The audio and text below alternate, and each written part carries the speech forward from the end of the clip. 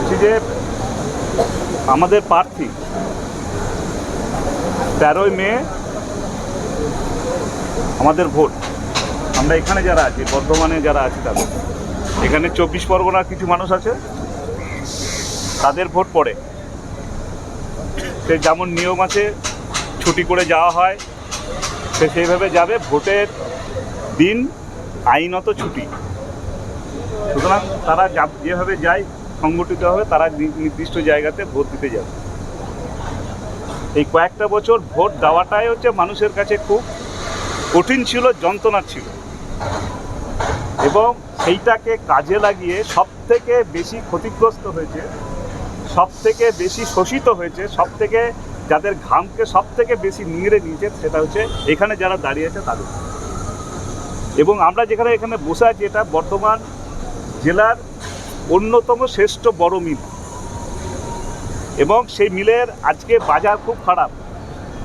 কেন্দ্রের যে সরকার আছে বিজেপির, এখানে যে সরকার আছে রাজ্যের, তাদের যে নীতি, যা নিয়ম, আমাদের তো শূন্য হয়ে গেছি, আমরা তো নীতির জায়গাতে নেই।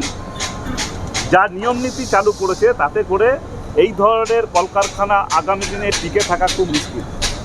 আগে একটা নিয়ম ছিল, এত কোটি টাকার মালিক এই কারখানা করতে পারবে, এত টাকার কারখানা করতে পারবে। খুব বড় লোকরা, টাটা বিল্ডাররা আগে এই ধরনের রাইস মিল করতে পারতো না, একটা নিয়ম ছিল, আইন ছিল, কানুন ছিল। এখন এই সমস্ত, এই যে হাতে মোবাইল দিয়ে দিয়েছে গোটা দুনিয়া দেখছি, এখন এইসব নিয়মকানুন তুলে দিয়েছে, যে যা খুশি ব্যবসা করতে পারে। সেফটি পিনের ব্যবসাও আদানি করতে পারে, চালের ব্যবসাও আদানি করতে পারে, তেলের ব্যবসাও করতে পারে, ইস্পাতের করতে পারে, বিদ্যুতের করতে পারে। এটা আমাকে সংবোধিত করছেন মিলের পক্ষ থেকে আমাদের প্রার্থীকে।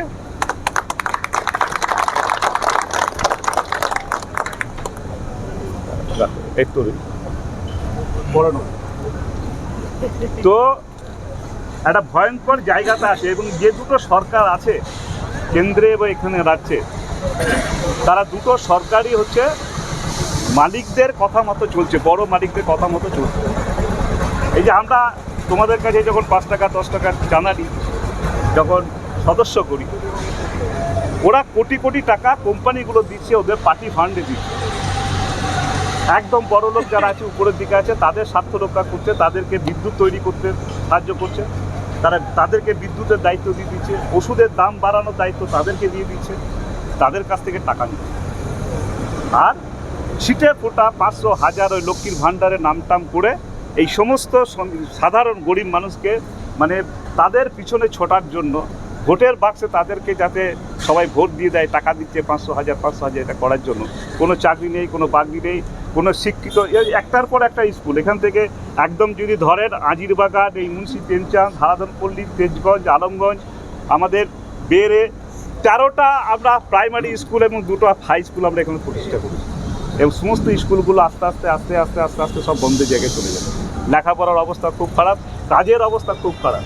আর যদি কারখানা যদি ভালো না চলে, শ্রমিকরা যদি ঠিক জায়গায় না দাঁড়িয়ে থাকে, আর শ্রমিকদের মধ্যে বিভাজনের রাজনীতি করছে, এটা মনে করছে অনেকে যে এটা হিন্দু হয়ে গেলে খুব ভালো হয়ে যাবে। আমি খুব দায়িত্ব নিয়ে বলছি, আমি ব্রাহ্মণের পরিবারে জন্মেছি, যে কোনো কারণেই হোক, যদি হিন্দু রাষ্ট্র হয়ে যায়, হিন্দু দেশ তৈরি হয়ে যায়, তাহলে ব্রাহ্মণরা রাজ করবে, ক্ষত্রিয় শুদ্ধ বৈশ্য ওরা কাজ করতে পারবে না। তাদেরকে আবার না, এখন মুসলমানদেরকে সাইডে সরিয়ে রাখছে, খ্রিস্টানদেরকে সাইডে সরিয়ে রাখবে। যখন হিন্দু রাষ্ট্র তৈরি হয়ে যাবে, যখন হিন্দু দেশ তৈরি হয়ে যাবে, তখন ওই যারা নিচুর তলার মানুষ তারা কিন্তু পাবে না। তারা সব জায়গায় এখনও পুজোতে যেতে পায় না, সব মন্দিরে মসজিদে যেতে পায় না। আমরা তো বলছি মন্দিরে থাকুক, মসজিদ কখন ছিল না, বামপন সরকারের সময় 34 বছরও ছিল না মন্দির মসজিদ, ছিল তো, সব কিছুই আছে, সব কিছুই থাকবে।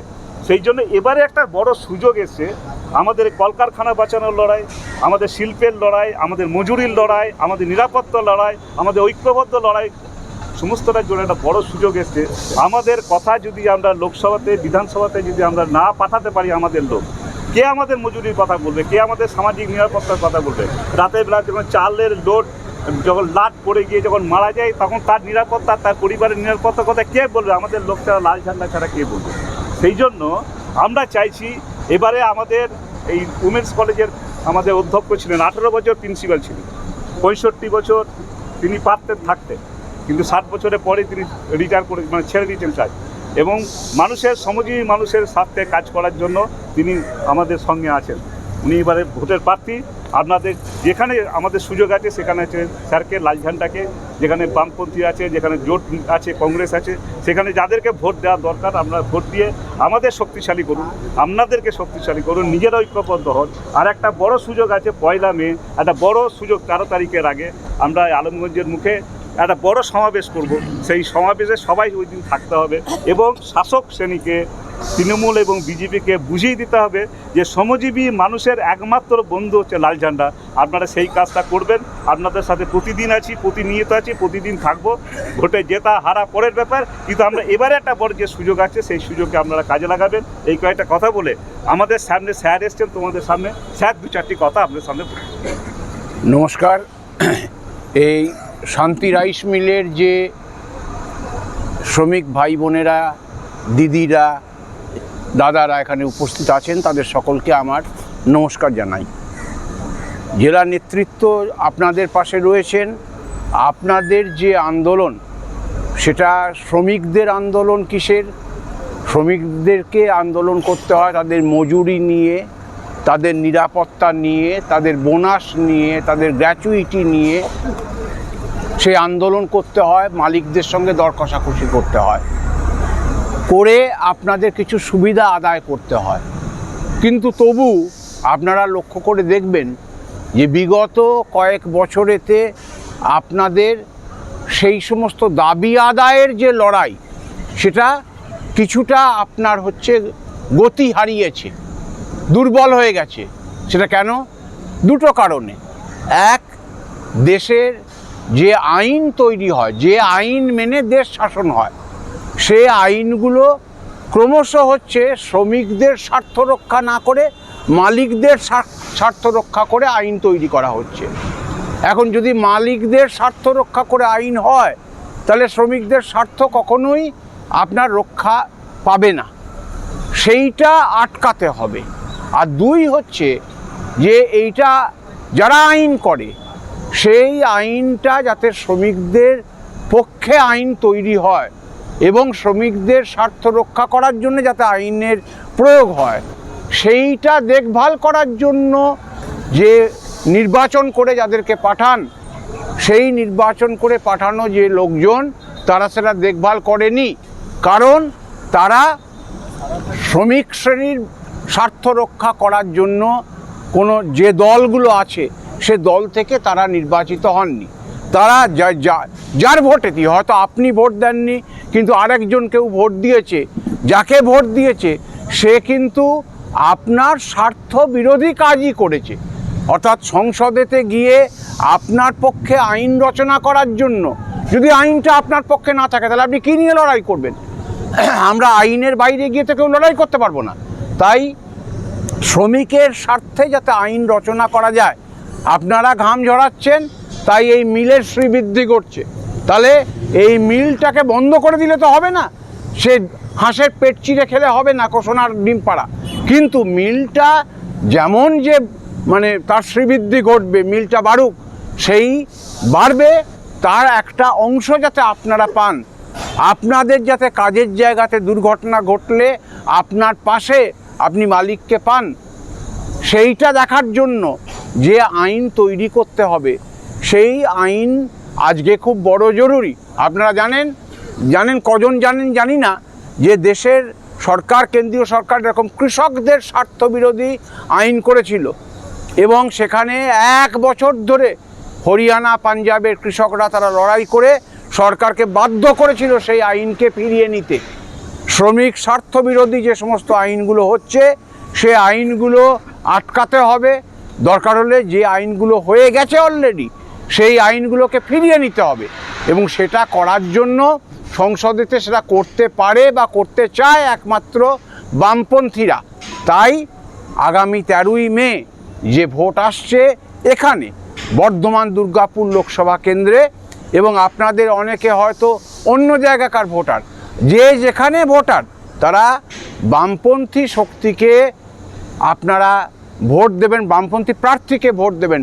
কাস্তে হাতুড়ি তারা চিহ্ন বা অন্য বামফ্রন্টের যে প্রার্থী আছে তিনি যে প্রতীক নিয়ে লড়াই করছেন সেই প্রতীকেতে আপনারা ভোট দিলে এবং বামপন্থীরা যদি জয়যুক্ত হয় তাহলে কি করতে পারবে, তারা আপনার স্বার্থ রক্ষা করার জন্য, আপনাদের লড়াই দু জায়গায়, একটা হচ্ছে মিলের ক্ষেত্রেতে আপনাদের লড়াই, সেখানে সেই লড়াইটার পাশেতে আপনারা নিজেরা সংগঠিত হলেই কিন্তু সেই লড়াইটাতে আপনারা জিততে পারবেন। কিন্তু সেই লড়াইটা চালাতে গেলে দেশের আইনকে আপনার পক্ষে থাকতে হবে, তা না হলে সেই লড়াইয়ে সেই লড়াইটাই বেআইনি হয়ে যাবে। তাহলে আমরা আপনাদের কাছে আবেদন রাখব যাতে বামপন্থীরা জিতে শ্রমিক স্বার্থ বিরোধী আইনগুলোকে আটকাতে পারে। যদি কোনো আইন শ্রমিকদের স্বার্থকে নষ্ট করছে এমন আইনকে যদি পরিবর্তন করতে হয়, সেই পরিবর্তন করার জন্য চাপ দিতে পারে, সেটা নিয়ে সরব হতে পারে, তার জন্য বামপন্থীদেরকে ভোট দেবেন। আপনাদের কাছে এই আবেদন রাখলাম। 13ই মে কারুর কোনো কথা নয়, নিজের বিবেচনা, নিজের অভিজ্ঞতায় কে আপনার স্বার্থ রক্ষা করতে চায়, কিভাবে চায়। আজকে রাজ্য সরকারেরও অনেক কিছু করার আছে শ্রমিকদের স্বার্থ রক্ষা করার জন্য। দুর্গাপুরেতে গিয়ে শুনলাম যেখানে কৃষকরা জমি দিয়েছে, সেই জমিতে শিল্প হয়েছে, এখন রাজ্য সরকারের সঙ্গে মালিকের একটা গোপন বোঝাপড়া হয়েছে। শর্ত ছিল যারা জমি দিয়েছে, যেখানকার জমি দিয়েছে তাদের সেখানকার ছেলেদের সেখানে চাকরি হবে। যাই হোক, সরকারি চাকরি না হোক, বেসরকারি চাকরি হলেও হবে। কিন্তু এমন হয়েছে, নিজেদের মধ্যে বোঝাপড়া হয়ে গেছে যে মালিক স্থানীয় ছেলেদেরকে চাকরিই দিচ্ছে না। দুর্গাপুরের আধার কার্ড থাকলে, ওই অঞ্চলের আধার কার্ড থাকলে তাদেরকে চাকরি দিচ্ছে না। কেন না, ওদেরকে চাকরি দিলে তারা সংঘবদ্ধ হবে, তারা সংঘবদ্ধ হলেই মালিকের বিপদ। বাইরে থেকে তারা লোক নিয়ে আসছে। আমার বর্ধমানে এই শান্তি রাইস মিলেতে কাজ করতে বাইরে থেকে লোক আসবেন কেন? বর্ধমান বা পাশাপাশি জায়গাকার লোকরাই কাজ করবেন, এটাই তো হওয়া উচিত। আপনার বাইরে থেকে লোক নিয়ে এলে কী হবে, সেখানে তাকে থাকতে গেলেও তার 10,000 টাকা মাইনে পেলে তার 1,000-2,000 টাকা বাড়ি ভাড়া দিতে হবে। এইটা তো তার নিজের টাকাটা অপচয় হচ্ছে। এইগুলো আটকানো দরকার। এখন কাজের সময় বড় ভাষণ দেওয়ার জায়গা নয়। আমরা আপনাদের কাছে আবেদন করছি, আমি আপনাদের কাছে আবেদন করছি, নিজেদের স্বার্থে যদি মনে করেন যে আমার স্বার্থ রক্ষা অন্যরা করতে পারছে না, বামপন্থী প্রার্থীরা করতে পারবে। বামপন্থীদেরকে জয়যুক্ত করবেন, তাদের পক্ষে এই কেন্দ্রেতে 13ই মে কাস্তে হাতুড়ি তারা চিহ্নে ভোট দেবেন, যাতে আপনার কথা পার্লামেন্টে বলে আপনার পক্ষে আইন করা যায়। এইটা ভেবে দেখার জন্য এবং 13ই মে কাস্তে হাতুড়ি তারা চিহ্নে ভোট দেওয়ার জন্য আপনাদের সকলের কাছে আবেদন করে আমার কথা শেষ করলাম। নমস্কার।